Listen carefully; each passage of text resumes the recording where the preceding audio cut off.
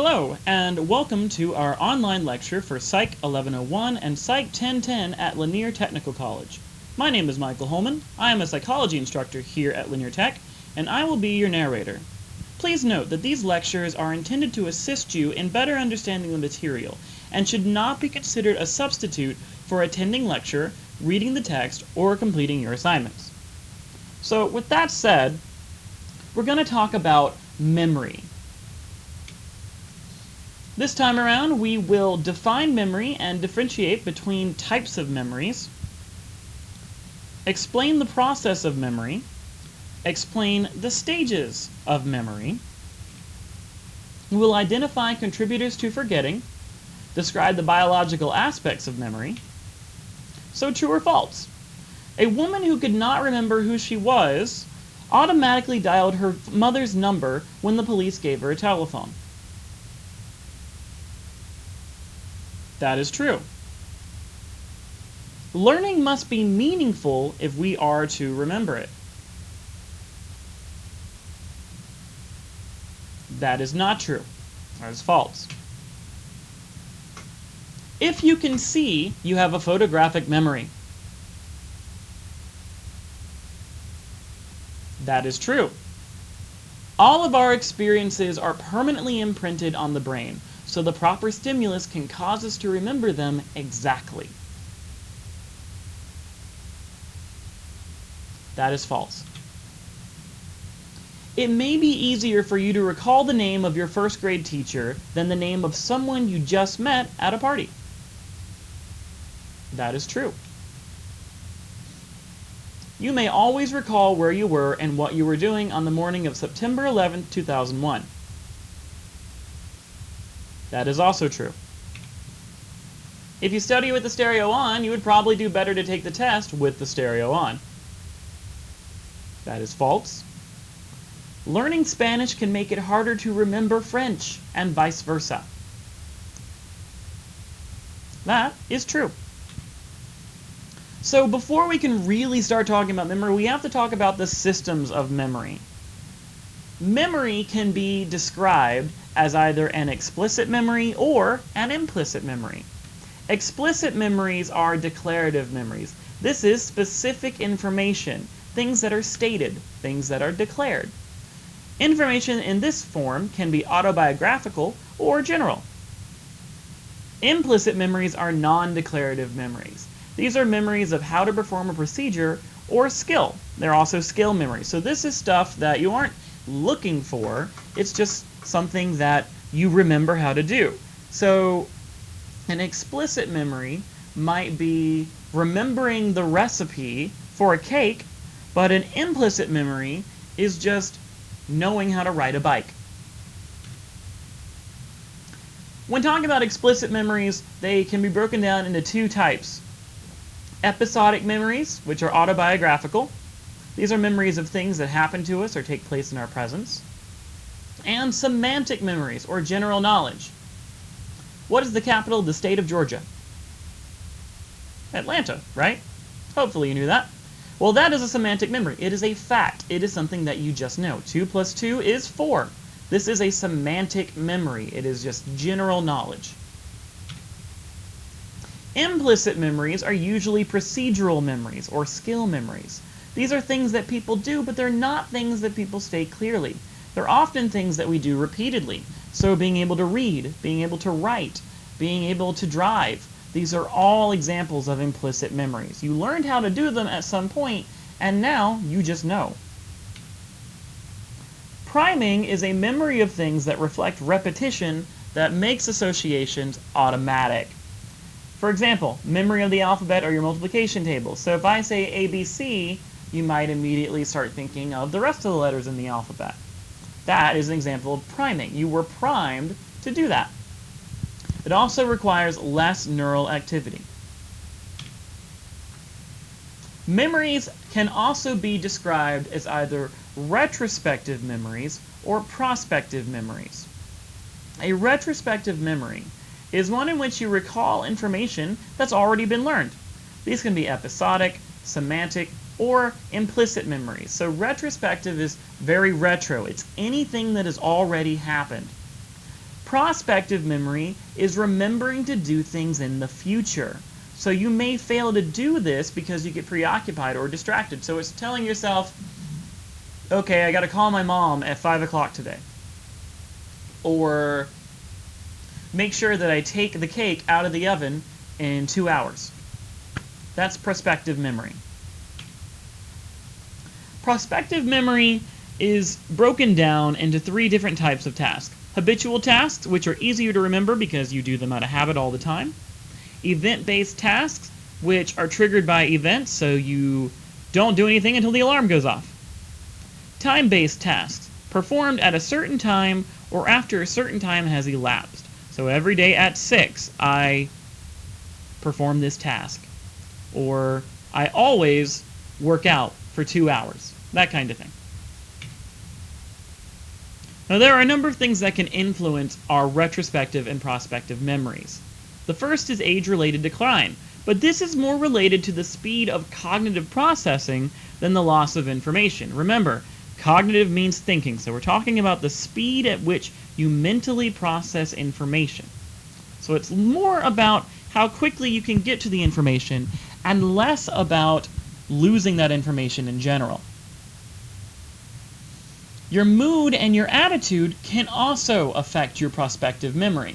Depressed people are less likely to push to remind themselves to do what they intend to do in the first place. So now that we've described memory quite a bit, let's talk about the processes of memory. The first process is encoding, transforming information into psychological formulas that can be represented mentally. These can be visual, auditory, or just semantic, meaning facts. Next, we store information.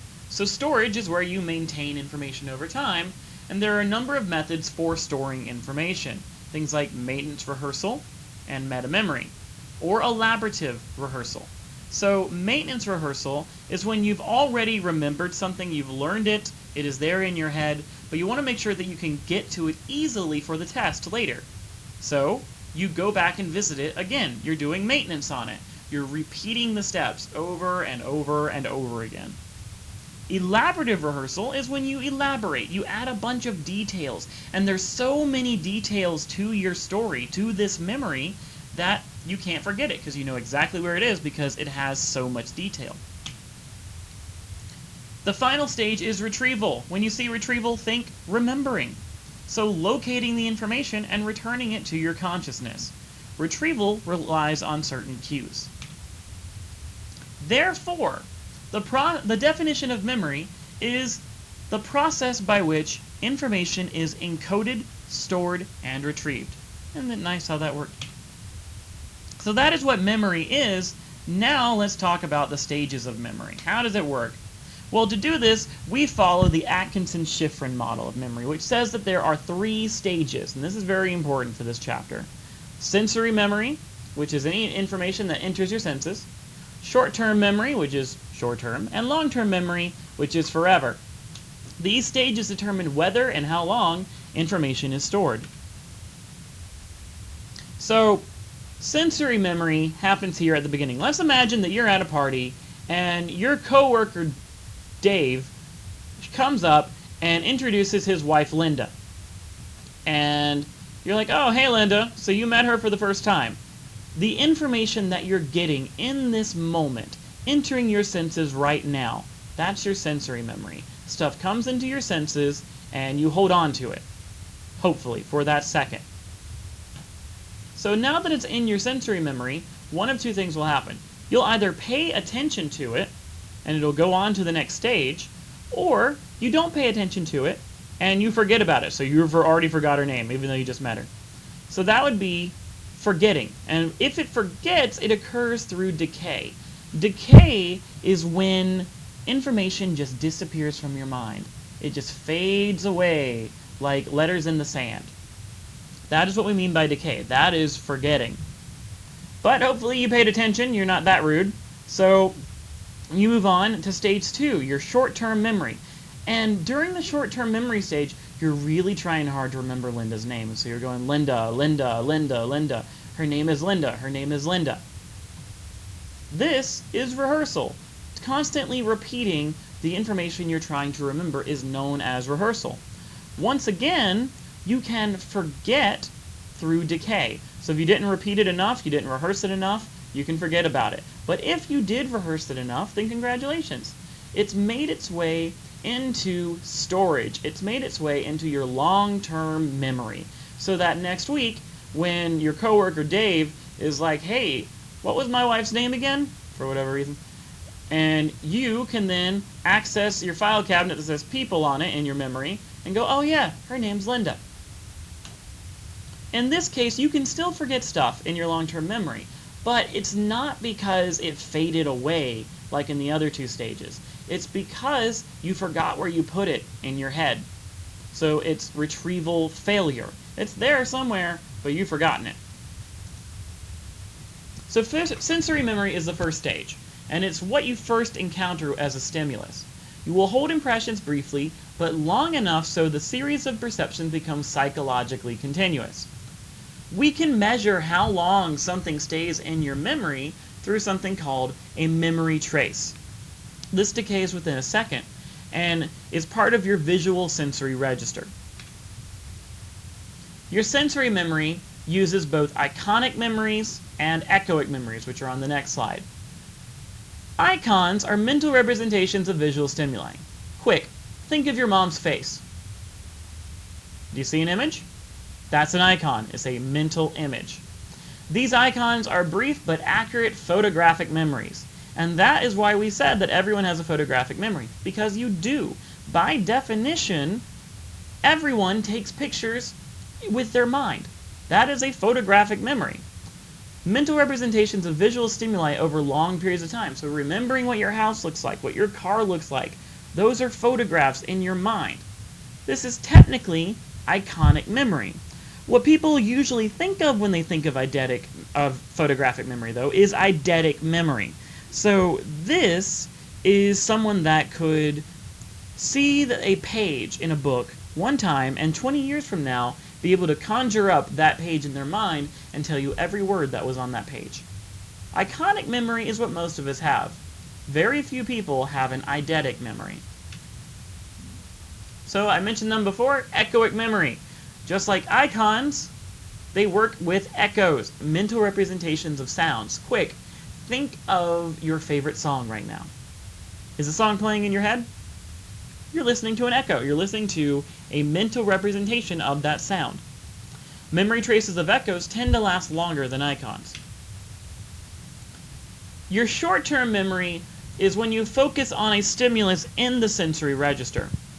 Doing this retains it in your short-term memory for a minute or so after the trace decays. So your sensory memory only lasted for about 1 second. Your short-term memory lasts for 1 minute.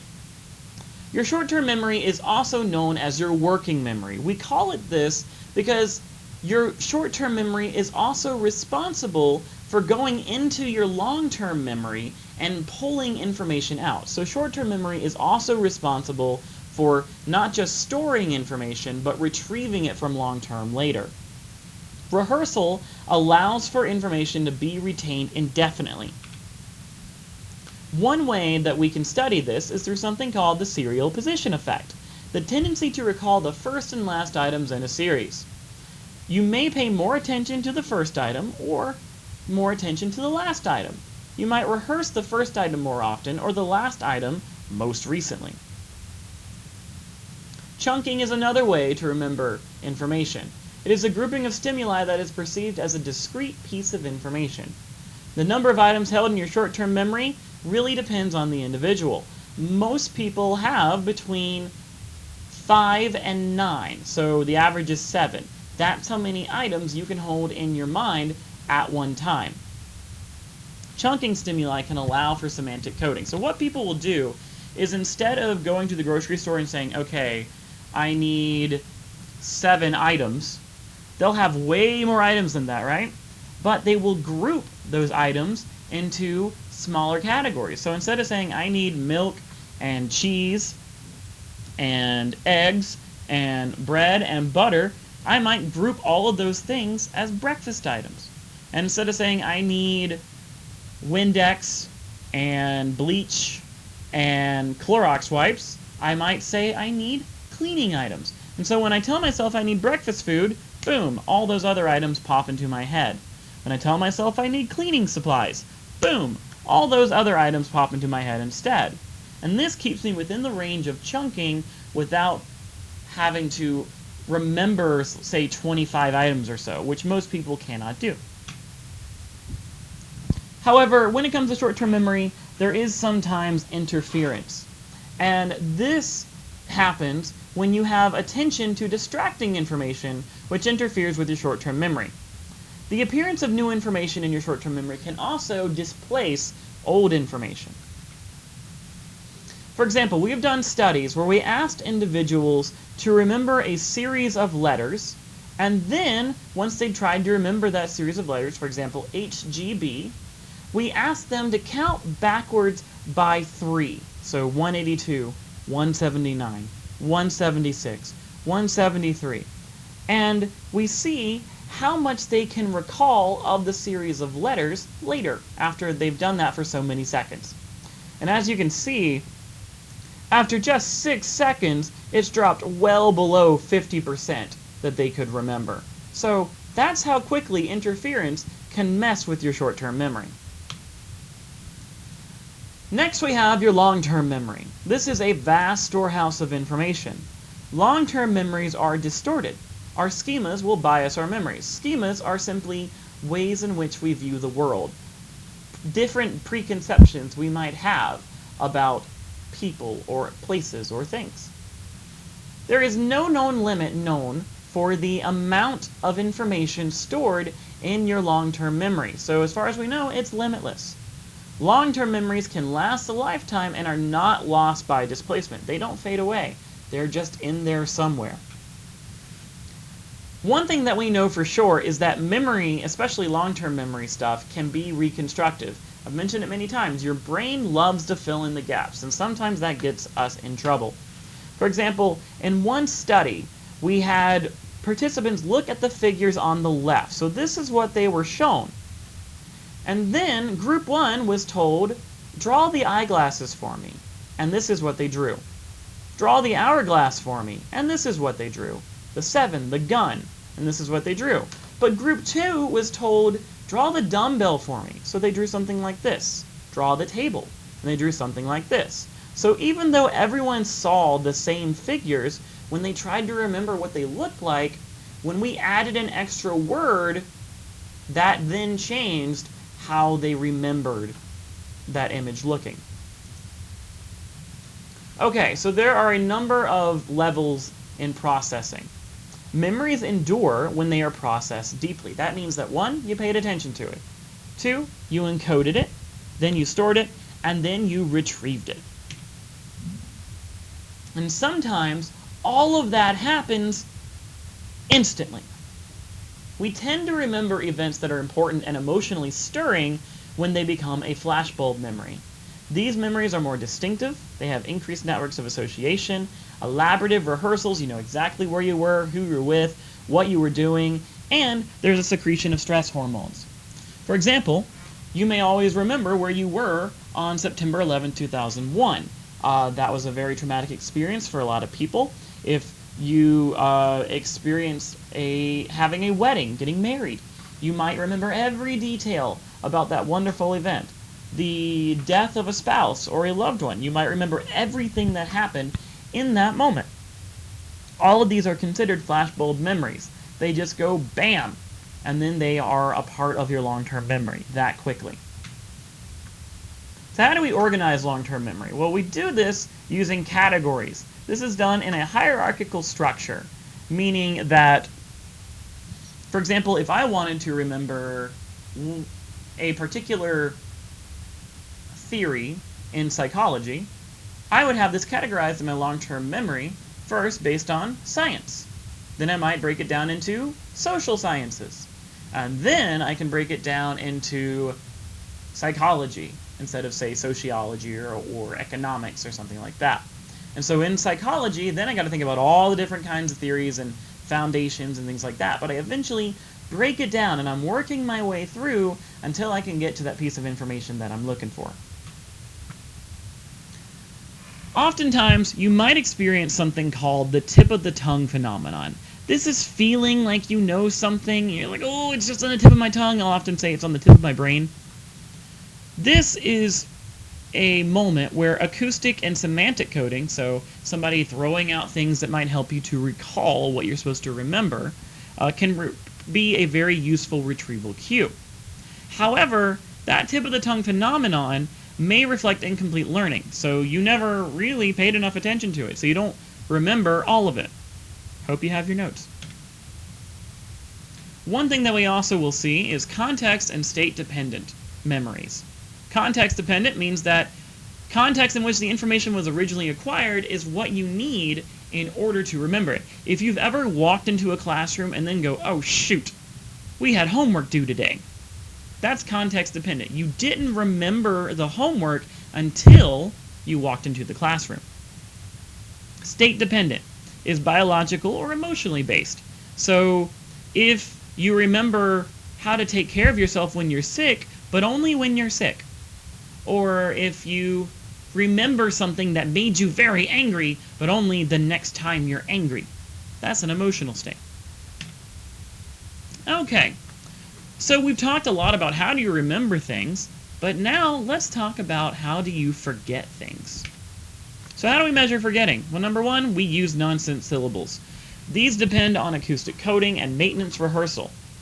And there are 3 tasks that we ask of participants when measuring how much they've forgotten. We look at how much they can recognize, how much they can recall, and how much they can relearn.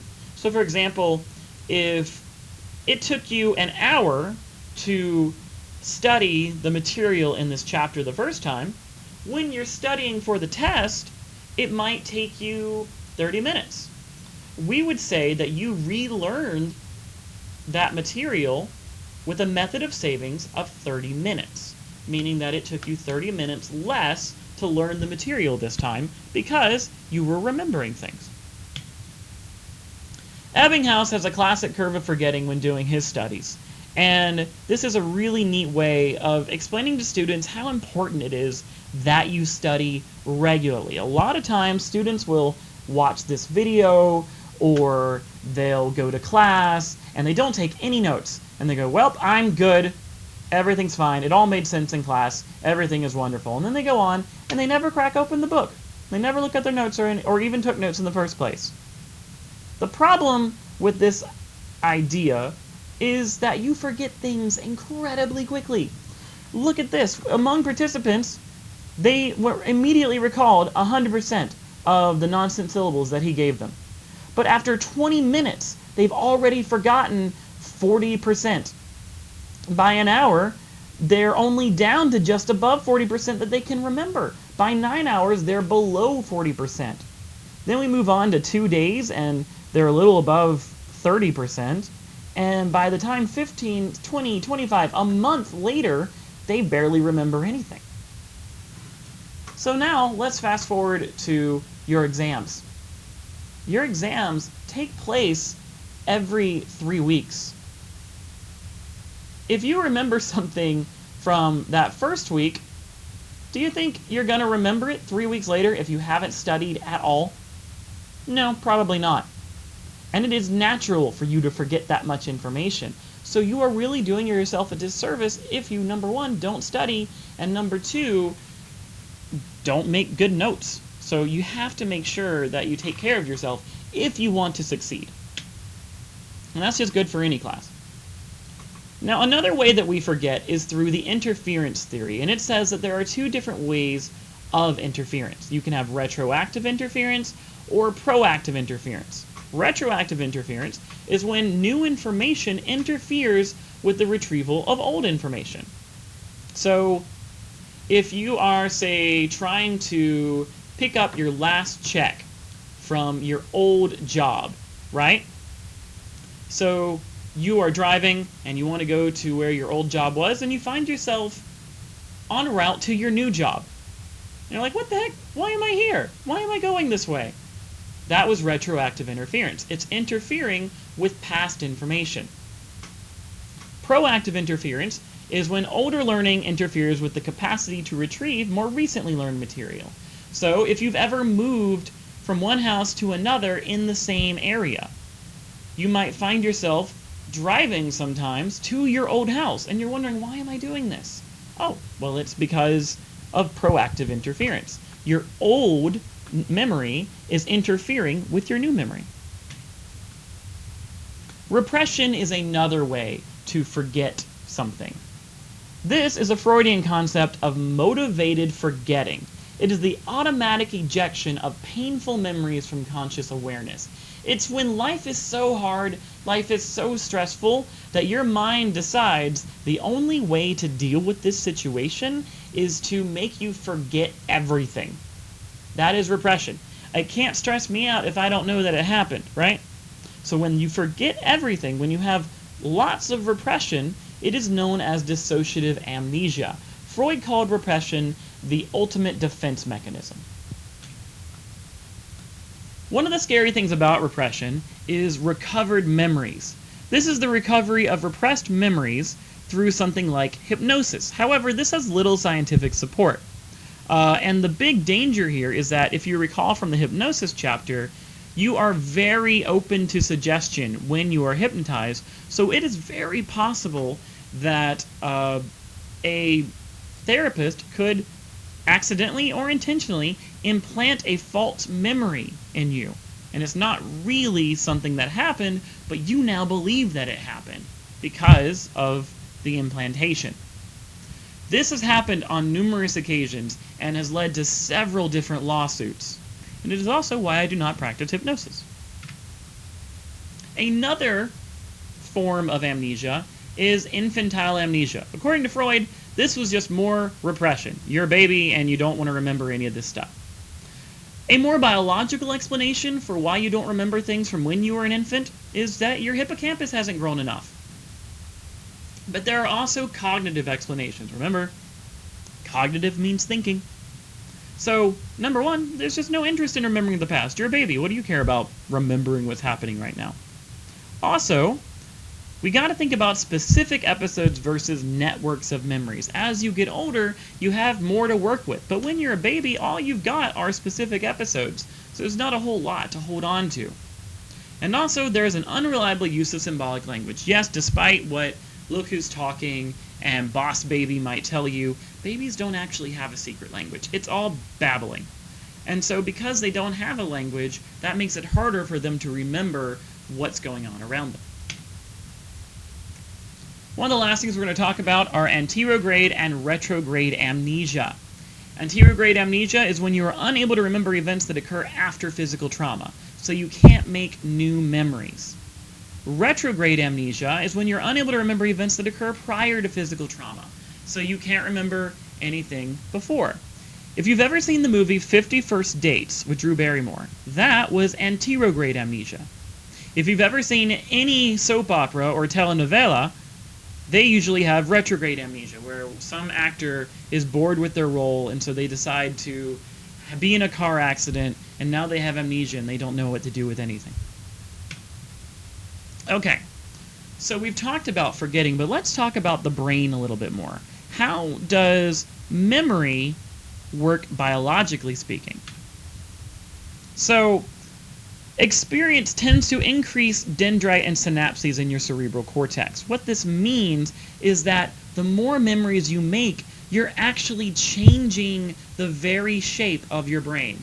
You are creating more synaptic connections. Right now, as you learn, as you watch this video, you are making more synaptic connections in your brain.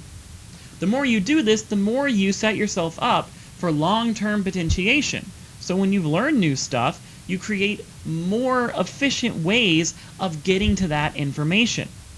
Your hormones and your neurotransmitters also play a role in this as well. One avenue to long-term potentiation, or LTP, is this. Think of it like this. Imagine that you have a house that is on one road. There's only one road that can get to your house, but everybody else also has to take that road to get to their house. Do you think it's going to take you a while to get there? Probably, right? But what if there are two roads? It's going to be a little bit faster, right? That's LTP. It's having multiple connections to the same piece of information so that you can quickly get to it and then get on with your life. We know that the hippocampus is responsible for new memories and for episodic memories, and that it also relays sensory information to your cortex. Your sensory cortex areas then store that sensory information, and this is integrated by the limbic system. Your prefrontal cortex has the ability to represent and be aware of past, present, and future events, and your thalamus has the formation of verbal memories. And that is pretty much it for this chapter. Please make sure that you're turning in all of your assignments by the due date, and I will see you next time for the next lecture.